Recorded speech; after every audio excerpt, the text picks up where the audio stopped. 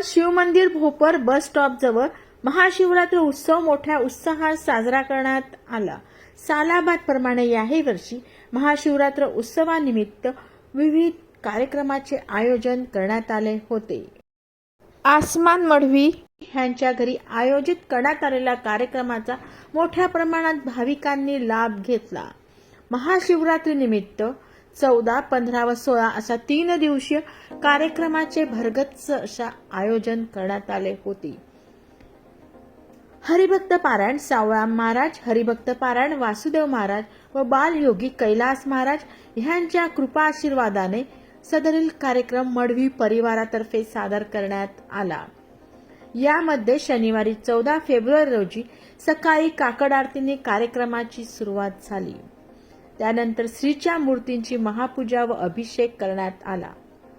उपेंद्र बालकृष्ण वैद्य गुरुजी यांचे होम हवन झाले। विठ्ठल प्रासादिक हरिपाठ मंडळ भोपर यांचा हरिपाठ झाला। चालक होते पंढरीनाथ बुवा मढवी, आत्माराम बुवा, ज्ञानेश्वर बुवा मढवी व सहकारी होते। हरिभक्त पारायण चेतन महाराज म्हात्रे कोपर यांचे सुश्राव्य कीर्तन झाले। गोवर्धन बुवा बेतवडे, लक्ष्मण पाटील, हनुमान पाटील, राम पाटील व रामदास पाटील यांनी भजन सादर केले।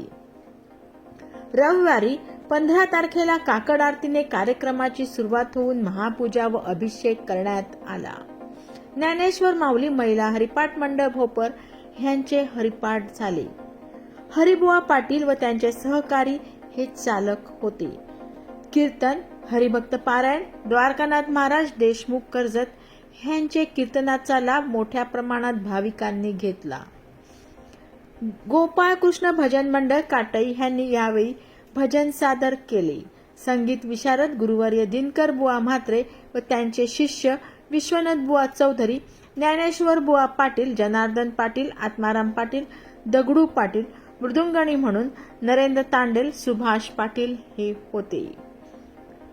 सोमवारी 16 तारखेला काकड आरती होऊन महापूजा अभिषेक होऊन हरिभक्त पारायण लक्ष्मण महाराज पाटील देवाची आळंदी येथून ते खास काल्याच्या कीर्तनाकरता आले होते। त्यानंतर आरती होऊन महाप्रसादाचा लाभ सर्व भक्तगणांनी घेतला।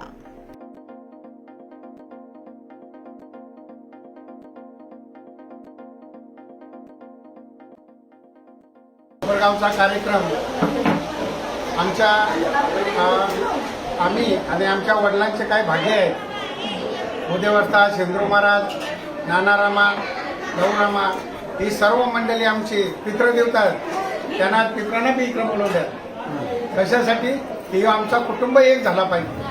हे एवढे दावे चाललेले होते ते सर्व मिटले पाहिजे आणि गाव कुटुंब हे जर एकत्रित असतील तर आपण पुढे काय करू शकतो।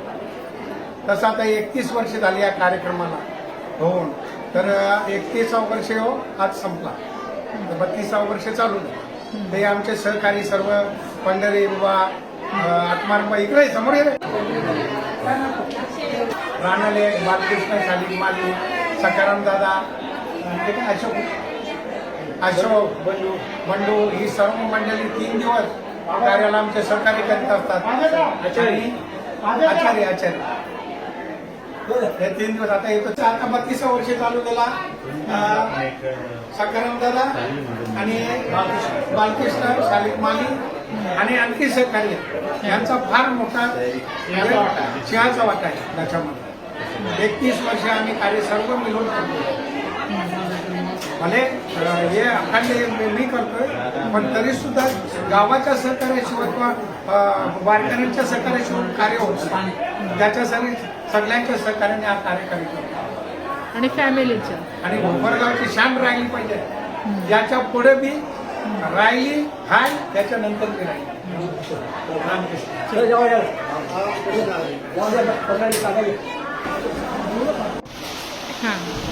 आम्ही आता 32 चालू आहे। तर हा कार्य आम्ही ज्या टायमाला आमच्याजवळ काही नव्हतं त्या टायमाला हा मंदिर बांधायची आम्हाला वेळ झाली की बाबा महाशिवरात्रीला आपल्याला काय केलं तर महाशिवरात्रीला आम्ही नारळ फोडला. नारळ फोडल्यानंतर एक अर्ध्या घंट्यातच त्या दगडावरती येऊन भगवंत स्वयं नागरूपाने सज्ज झाले. त्याच्यानंतर मग आम्हाला ओढ लागली की बाबा नाही आता हा मंदिर झालाच पाहिजे. मग तो आम्ही तर आमचे बाबांचे मित्र होते शांताराम पाटील आणि मारुती पाटील, तर त्यांना आम्ही बोलवले. त्याही सांगितलं मंदिर होईल पण 3 वर्ष लागतील. मग मंदिर होतं 3 वर्ष गेले. 3 वर्षानंतर मंदिर झालं.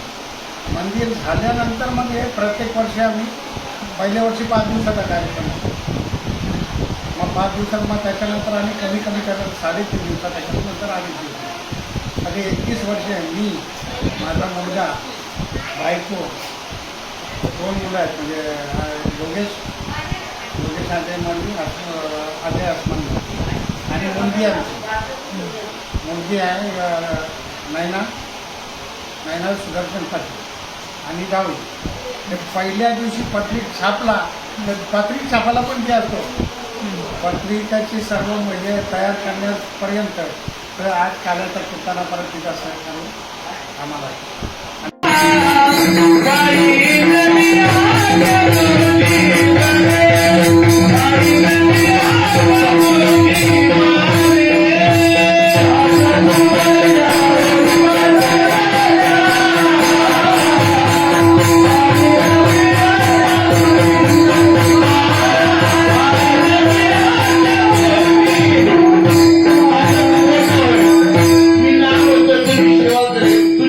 राजाच्या दरबारात काम करायला नाही इच्छुक नाही. काय चुकलं माझं? अरे त्या 7 बहिणींचं लग्न एका नवरदेवावर लावायचं लग्नात तुझ्या बापाचा वैयक्तिक निर्णय नव्हता, भातगतीचा निर्णय होता. कुठल्याही परिस्थितीत तुला त्या 7 बहिणींचं लग्न लावायला लागेल नाही तर आमचे राजीनामे घ्या टाकतील. कंसाने विचार केला यांचे राजीनामे घेऊन सरकार अल्पमतात आणण्यापेक्षा काय म्हणजे यांची परिस्थिती होते ना 2-5 कोट खर्च कसा आहे. मी लग्न लावून देतो म्हणजे लग्नाची जल्लत त्याचा विचार का सामान्य लग्न असेल का आणि लग्नाला खर्च काय कमी होतोय का सध्या. तुम्हाला सगळ्यांना सांगतो मी तुमचा समाज लग्नाला काय माती नाही. आगरी समाज लग्नाला लई खर्च करतोय आणि का करता तुम्ही एवढा खर्च काही कळत नाही. वैकुंठाची प्राप्ती झाली का तुम्हाला नुसतीचा आवडता नाही फक्त त्याने एवढं केलं मी तेवढं करत ते आणलं मी ह्या आणणार. अरे कशासाठी पैसे खर्च करून पाठीकच देता तुम्ही. जास्त पैसे असले पोरापोराची भविष्याची तरतूद करा ना काय ते. कशासाठी एवढा मोठा खर्च करताय. विधी करा, अन्नदान करा, पण बाकीच्या सगळ्या चोचलींना खत पाणी घालू नका. परिस्थिती सध्या हाताबाहेर चाललेली. जरी संपत्ती तुमच्याकडे असली तर ती राष्ट्रीय संपत्ती याचंही भान असलं पाहिजे. विठ्ठल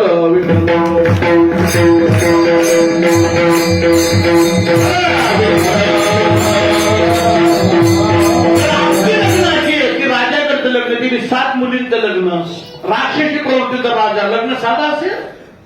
वेगवेगळे मंडप घातले, वेगवेगळ्या पत्रिका बनवल्या, वेगळ्या भाषेत बनवल्या, सगळे पक्ष बोलवले, सगळे पुढारी बोलवले, सगळे साधू संत बोलवले. मोरारी बापू, आसाराम बापू, संत भैयू महाराज, श्री श्री रविशंकरजी, सुदांशु महाराज, जय गुरुदेव, आम्हा भगवान, निर्मल बाबा, निर्मला देवी, राधे मा, राम रहीम, रामपाल, बागेश्वर धाम, देवकीनंदन ठाकूर, आनंदाचार्य महाराज, प्रेमानंद स्वामी.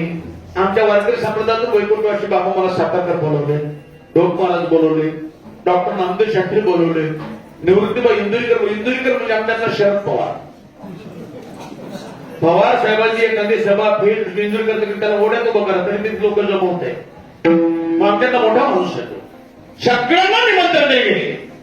सगळे पक्ष राष्ट्रवादी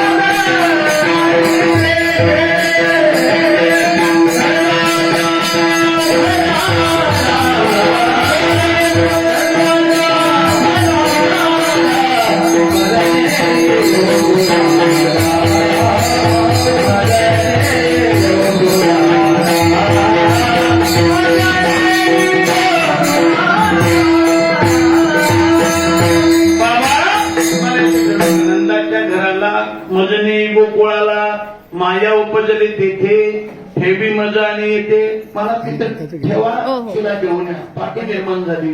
भगवंताला पाठीत घेतलं आणि पाठीत घेतल्यानंतर बंदी घराच्या बाहेर पाय टाकला. गुडघ्या बरोबर चिखलात पाय फसला. सार्वजनिक बांधकाम जिल्हा परिषद खाती नव्हती ना, चिखल होत असं. एक पाय काढायचं, एक घालायचं, एक काढायचं, एक घालायचा. रिमझिम रिमझिम पावसाच्या शरीर वरून येत होत्या. भगवंताचा आत्ताच जन्म झालेला श्रावण महिन्यातला पाऊस. पावसाचं वर्णन आलं की ऑटोमॅटिक श्रावण महिन्याला लक्षात. श्रावण महिन्याचं वर्णन आलं की ऑटोमॅटिक पाऊस होते.